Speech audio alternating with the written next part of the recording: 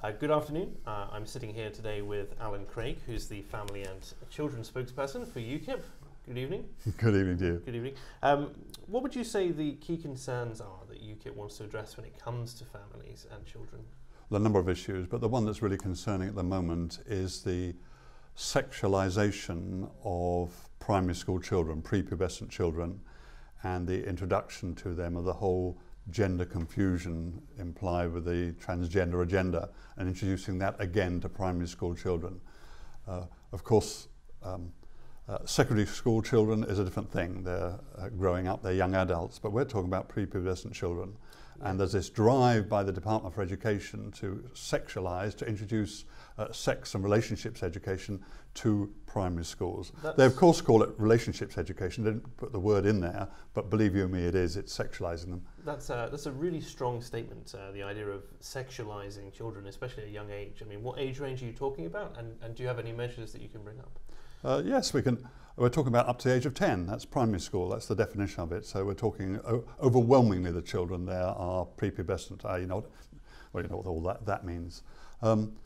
This, of course, is the big issue that's hit the headlines recently in Birmingham with Parkfield School there, where parents, 600 children have been taken out of that primary school because of a program that was put into that primary school by the assistant head teacher, who created a program called Challenging Homophobia in Primary Schools, CHIPS, C-H-I-P-S. I see, as we walk around the streets, we're constantly beset by 5-year-olds, undereducated, throwing homophobic slurs at everyone that they see. You know. They say that there is homophobic bullying in primary schools, but of course the biggest issue about bullying in any primary school is appearance bullying. That's the issue they should be looking at. You know, you've got a long nose, you've got red hair, you're far too tall, etc., etc. That's the sort of bullying that really takes place in primary schools. But no, it's a smokescreen. They want to do it. And it's being driven by various lobbies like Stonewall and so on, LGBT lobbies, but with the full authorization and agreement of the Department for Education.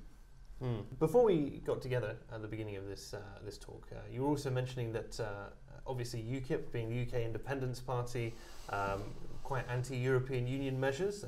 There's also been some talk about some new measures coming in from the European Union and the World Health Organization when it comes to sexual content and what we teach to children, what's appropriate and at what age it should come in. Do you want to unpack that for our viewers? Sure, absolutely. The European Office of the World Health Organization, which is based in Copenhagen, has introduced standards for sexuality. Let me give the full name for you.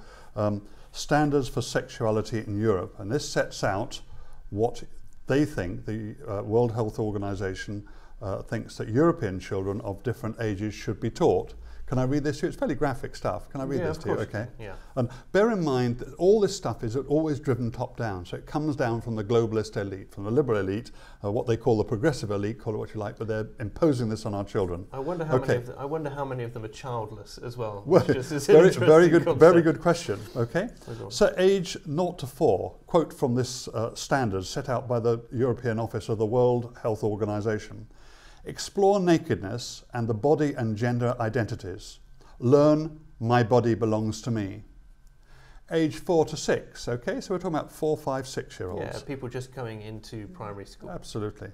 Name each body part, and caregivers are instructed to wash each body part and talk about sexual matters in sexual language. Children should be given information about enjoyment and sexual pleasure when touching one's own body in early childhood masturbation. That's disgusting. It is more than disgusting. And this is the world. This is official, but this is the world. The European Office. They don't promote it anywhere else in the world. They don't promote it in the Middle East, or Africa. No.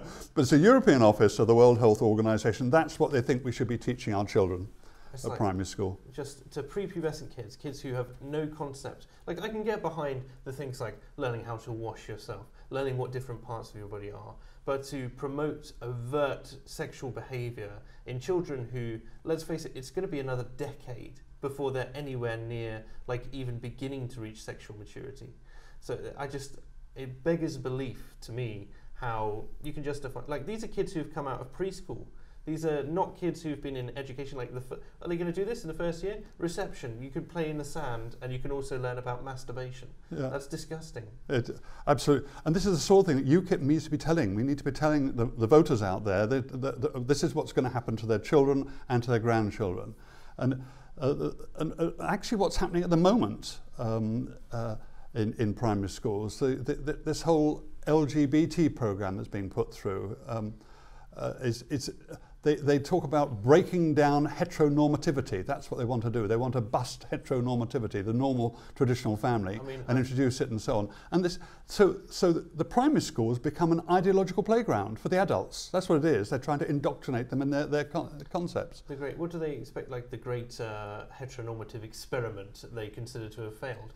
It's like heteronormativity is going to be normal for 95% of the population, irrespective of anything else. Because, as we know, like, you can say gender is a spectrum, but it's a bimodal distribution. In any case, you know, most people are going to be masculine or feminine, or they're going to be male or female. There's obviously a small number of intersex people in the middle, and we make allowances for them. There are specially trained doctors, we have pediatricians, all that sort of thing. But when it comes to speaking about just breaking down why it's just code for destroying the traditional family. That's Exactly. That's precisely what it's about. It's breaking it up. So sex and the family and all those sort of intimate personal things just become public, and they become entertainment, become enjoyment, and anybody can do it to anybody. That's the whole sexual revolution thing, isn't it? I have to stress, right? So, like, because we're not against homosexuality as in and of itself. We feel great kind of sorrow for people who unfortunately suffer from things like gender dysphoria, who really do feel that they're in the wrong body, etc. And we're not proposing that any of that is wrong, or but it's a case of when should you teach children about this stuff, and in particularly with the sexual themes. I think it's one thing to say. And some men date men and some women date women, and it's quite another to say, and here's how they copulate. Like, I just do not understand this kind of this desire to do it. I'm failing to. There's a film that they show in primary schools called Spring Fever. And it's a cartoon, so it's animation, but they're showing a couple copulating. Now, this is an opposite-sex couple copulating, and they show an erect penis entering a vagina. And this is going to primary schools, and this is authorised and promoted by the Department for Education. The whole thing is utterly horrendous, And somebody's got to say no. Somebody's got to stand there and say this is simply not acceptable. They're sticking their sexual ideology on our children, and we've got to say no, those are our children. They don't belong to the state. They belong to us. They're our children, our grandchildren, and this has got to stop. And UKIP must be in the forefront of that, saying that. So what kind of policies is UKIP advocating when it comes to the protection to kind of prevent this stuff from going forward? Well, the good thing about UKIP, since 2015, which was the general election then, which was reckoned to be our best manifesto, there right in the middle of the manifesto, it said sex education in primary schools will be banned. As simple as that. So I'm just continuing where UKIP is. That's absolutely right. And this, bear in mind, this is not talking about, there is good sex education out there, sex and relationships education. And I've seen it in operation in secondary schools when you're talking about young adults. But this is the whole point. We're not talking about young adults. We're talking about prepubescent children. I'd also say it's a part of UKIP attempting to put the power back in the hands of parents. So often these days there are so many of these programs where parents are pulling their children out of these classes, or basically being told by the school that they can't pull their children out of these classes. That's a real danger, and particularly when you get a mandate from something like the World Health Organization, and you're just going, yeah, it's comprehensive, but it's state mandated education, and you need to put the power back in the hands of ordinary people and ordinary families to be able to teach their children what they want to teach them at the appropriate time. Because obviously all kids develop at different ages. I would say that there's no child that I would think has developed by the age of 4 to learn about masturbation. However, it should be a family decision in that regard, especially with something so deeply personal. as the human body. Absolutely, no, I absolutely agree. And we want to be the party of the parents, you know, parent power. We want to get power back to the parents. The children belong first to the parents and family, and second to wider society. And we need to get that balance back. At the moment, we've got this overwhelming state, which thinks it knows everything about everything, coming in and getting into the most intimate circumstances of personal life, getting into the bedroom, getting into your children's education and so on. And so we must stand against that and stand strongly against that. Absolutely. Yeah. You mentioned as well earlier, aside from state promotion of child abuse, as you put it, state protection as well of child abuse. Yes, and I'm really talking about the rape gangs. I mean, it's something I've been going on about a lot over the last year and so within UKIP. What is absolutely clear is that the authorities have known about the rape gangs, known about them up and down the country. And the famous ones, like, or infamous ones, I ought to say, like Rotherham and Rochdale and so on, but also Oxford and Newcastle and Banbury and Bristol and Bury and Bolton.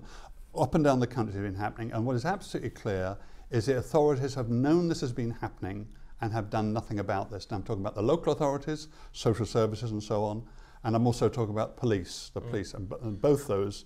In Rotherham we're talking about the South Yorkshire Police, in Rochdale we're talking about the Greater Manchester Police. They have known about this happening and they've done nothing about it. And the reason they've done nothing about it for two. Firstly, for politically correct reasons, because the perpetrators were overwhelmingly from the Islamic religion, overwhelmingly Muslim. They were protected. Nobody wanted to tackle that because nobody wanted to be thought to be a racist or an Islamophobe or whatever it is. And the second reason is overwhelmingly these local authorities are Labour run, and of course 85% of Muslims vote Labour, so Labour didn't want to upset their block vote, their voting base. So the consequences of both electoral self-interest and political correctness is something I calculate like 250,000 white English girls and Sikh girls and Hindu girls, but predominantly white English girls, have been raped and abused because the authorities didn't step in. They knew it was happening, they had all the information it was happening, but they didn't step in because, we don't want to upset the Muslim They went community. deliberately out of their way, didn't they, to reclassify the girls as either sex workers, but they also... Child prostitutes, child they call prostitutes, it. Yeah, absolutely, yeah. I mean, the police as well are bouncing off the back of the Macpherson report at the time, which was claiming quite unfoundedly that they were institutionally racist, a report that's come under massive scrutiny of late. So how is UKIP going to bring to task these different things to look into the kind of the greater extent of this and make it public? Because it seems that an awful lot of people are still unaware of the scope of this. Absolutely, it's one of the big things to get through, because it isn't just the Labour Party, the whole mainstream media, the other political parties, all the sort of politically correct elite don't want to talk about this issue, and certainly don't want to talk about it being a Muslim, Muslims perpetrating on white English girls, but that is what it is. UKIP has done various things. Firstly, we have called for a national public inquiry into the whole phenomenon, and the whole awful phenomenon, and we keep calling for that. That is what needs an independent inquiry into the whole grooming gang scandal. That's the first thing. Second thing is getting our local people aware of it and then beginning to campaign on it. I mean, once people cotton on to the idea that actually these girls could have been saved from the wrecking of their lives that has taken place, if the authorities had stepped in, if the Rotherham authorities, for instance, had stepped in, they had the information, if they stepped in, 1,000 girls would not have had their lives wrecked. Okay, 1,000. They reckon there's something like 1,400 girls in that small town, overwhelmingly white English girls, have had their lives wrecked. They've been raped, they've been abused, they've been introduced to drugs and alcohol and so on, become drug addicts and so on. They've had their lives wrecked. So if in the early days the Rotherham Council had stepped in with full information, something like 1,000 girls' lives could have been saved. And if that's replicated all over the country, think of what the effect could be. So we need to encourage UKIP people, when the elections come round, to bring this up as a major issue. Of course they won't like it, they'll call you everything, you know, we're racists and bigots and Islamophobes and so on. We'll say, no, we're not. It's you, the Labour Party, we're after. You're the ones that allow this to happen. Absolutely. And the biggest thing with the slur, as it were, of Islamophobe, aside from the fact that it was a term originally created by the Muslim Brotherhood to kind of try and deflect criticism of themselves, is, I mean, it's code, isn't it? They think Islamophobe, and they instantly go, well, you're attacking, you know, say Pakistani immigrants on the basis of the fact that they're Pakistani, and it's going, no, it's saying that there's a real problem here, that this belief and this behaviour is stemming from a particular set of passages, that it's coming from a specific set of ideas that you can choose whether or not you subscribe to or not, and that's the key. Is it's a choice, and there's clearly been a massive failing in not just policing, but integration and general matters when it comes to teaching people about what we would consider to be basic British values. You know? Yeah, no, I absolutely agree. I mean, Islamophobe, racist, bigot, they're all words to stop, to close down conversation, to close down discussion about Islam. It's like erecting a blasphemy wall around Islam. Islam alone, you cannot discuss it. But I mean, it took secular authorities. It took the secular authorities to challenge the Roman Catholic Church about the paedophile priests, okay?